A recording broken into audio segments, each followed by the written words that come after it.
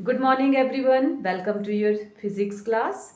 Now, students, today I am going to explain resonance in LCR circuit.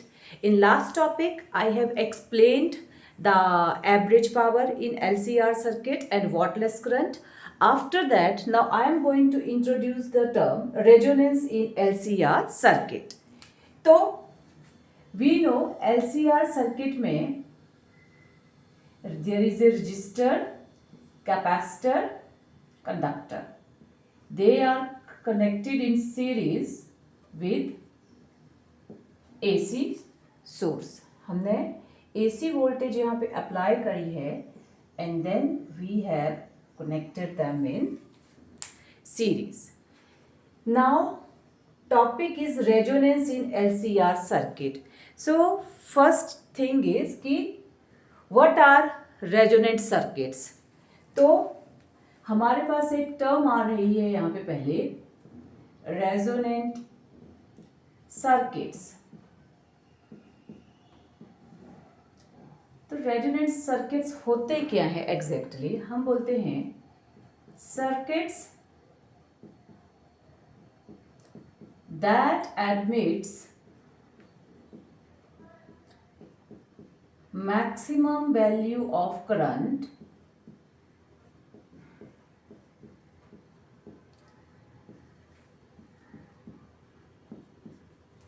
corresponding to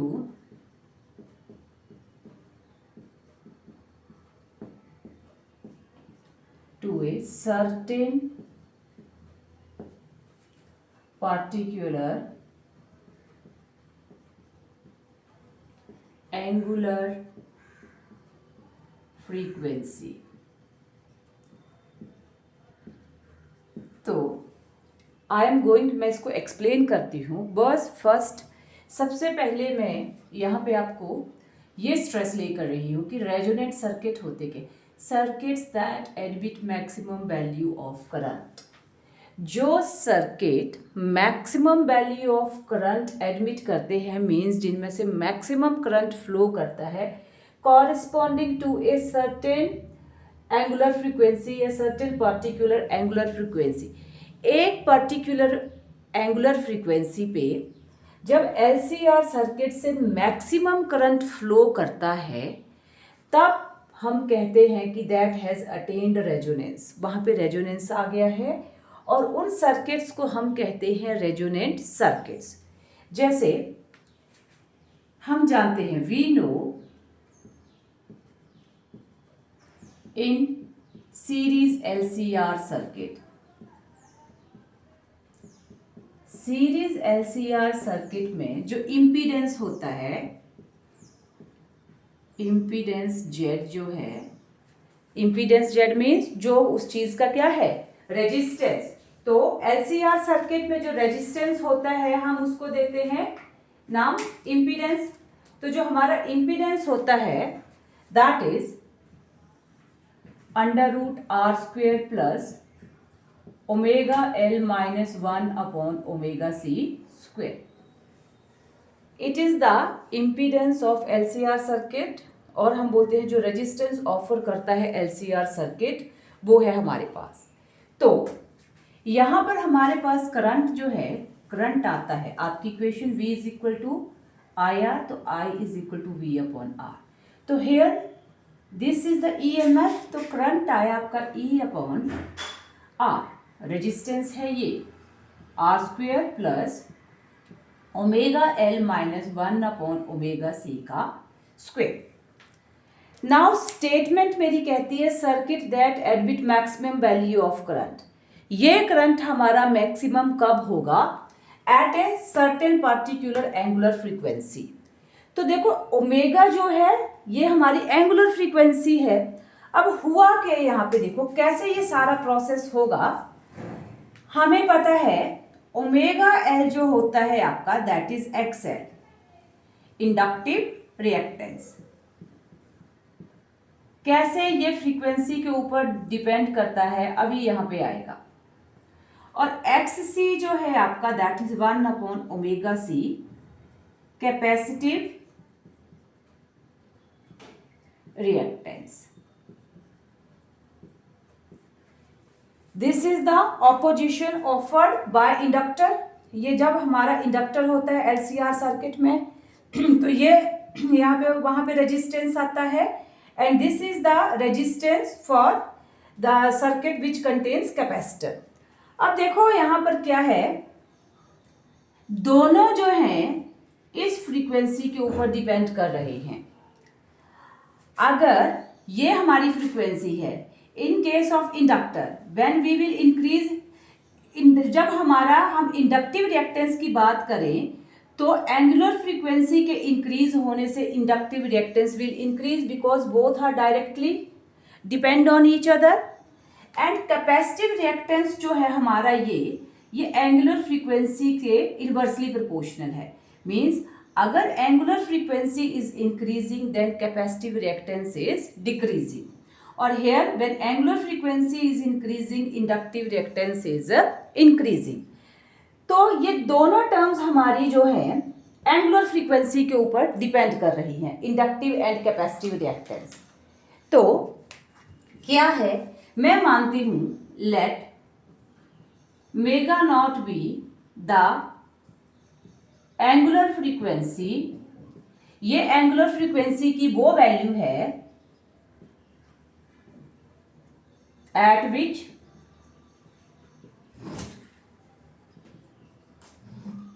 XL is equal to XC। मैं मानती हूं कि omega naught is that value of this angular frequency जब मेरे inductive और capacitive reactance क्या हो रहे हैं, इक्वल हो रहे हैं। क्योंकि एंगुलर फ्रीक्वेंसी से अगर एक इंक्रीज हो रहा है तो another is decreasing. So A state A value of frequency is reached, वो वैल्यू मैं ओमेगा नॉट लेती हूं, वो वैल्यू है when both inductive reactance and capacitive reactance जो है वो एक दूसरे के इक्वल हो रहे हैं। तो अब यहां पे क्या हो रहा है, ये दोनों इक्वल हुए हमारे पास, तो इससे क्या फर्क हुआ। अब देखो इस पर्टिकुलर फ्रीक्वेंसी पे ये दोनों इक्वल हैं, तो इट मीन्स आपका जो इम्पीडेंस था Z is equal to under root R square plus omega L minus 1 upon omega C का स्क्वेयर। व्हेन ये दोनों इक्वल हो गए इस पर्टिकुलर फ्रीक्वेंसी पे, तो यानी कि ये omega L minus 1 upon omega C क्या हो गया आपका 0। इस पर्टिकुलर वैल्यू ऑफ फ्रीक्वेंसी पे ये इक्वल हो रहे हैं, तो इट मीन्स Z आपका क्या आ गया R। Z आपका R आ गया मीन्स मिनिमम। आपका रेजिस्टेंस क्या हो गया सर्किट से मिनिमम। जब आपका ये इम्पीडेंस मिनिमम हो गया तो आपका जो करंट था ये E upon under root R square plus omega L minus 1 upon omega C का स्क्वेयर। अब यहाँ पे क्या हुआ, ये आपका क्या हो गया, दोनों जब इक्वल और अपोजिट ये आपके दोनों इक्वल हो गए, यहाँ पर दोनों वैल्यूज जो है इक्वल हो गई, तो ये 0 हो गया आपके पास। तो सिंपली आपका करंट रह गया ये मैक्सिमम। तो ये मैक्सिमम करंट है हमारा व्हेन आपके पास रेजिस्टेंस इम्पीडेंस क्या हो गया सर्किट का मिनिमम हो गया। ऑब्वियसली जब इम्पीडेंस मिनिमम होगा तो करंट के जो हमारा सर्किट है उसके थ्रू कैसा करंट फ्लो करेगा, मैक्सिमम। तो ये जो हमारे पास आया करंट, ये जो हमारे पास सर्किट आया which admit maximum value of current corresponding to a particular angular frequency that is said to be your resonant circuit, जिसका maximum value of current admit करे। इसका मतलब जो रेजोनेंट सर्किट होते हैं उनमें करंट मैक्सिमम फ्लो करता है और इम्पीडेंस मिनिमम रह जाता है, और वो मिनिमम इम्पीडेंस कितना होता है, equal to resistance of resistor. Resistor के रेजिस्टेंस के बराबर इसका जो है इम्पीडेंस हो जाता है वहां पर, और करंट मैक्सिमम वैल्यू फ्लो करती है, and that is said to be your resonant circuit. और दूसरी बात यहाँ पे क्या हो रही है, सिंस हमारे ये दोनों इक्वल हो रही है, तो यहां से देखो इट इम्प्लाइज आपके पास omega naught square cross multiply that is equal to 1/LC, और ओमेगा नॉट ये जो पर्टिकुलर एंगुलर फ्रीक्वेंसी है इट्स वैल्यू इज √1/LC। ये है आपकी वो पर्टिकुलर फ्रीक्वेंसी जब आपका जो सर्किट है LCR सर्किट वो मैक्सिमम वैल्यू ऑफ करंट को अलाउ करेगा थ्रू फ्लो थ्रू इट, और उसका जो इम्पीडेंस होगा that will become equal to the resistance of resistor. तो ये जो सर्किट आया आपके पास रेजोनेंट सर्किट, और यहाँ पे हो गया ये रेजोनेंस इन LCR सर्किट जब मैक्सिमम करंट की वैल्यू जो है आपकी फ्लो हुई वहाँ पर। तो this is all about for this.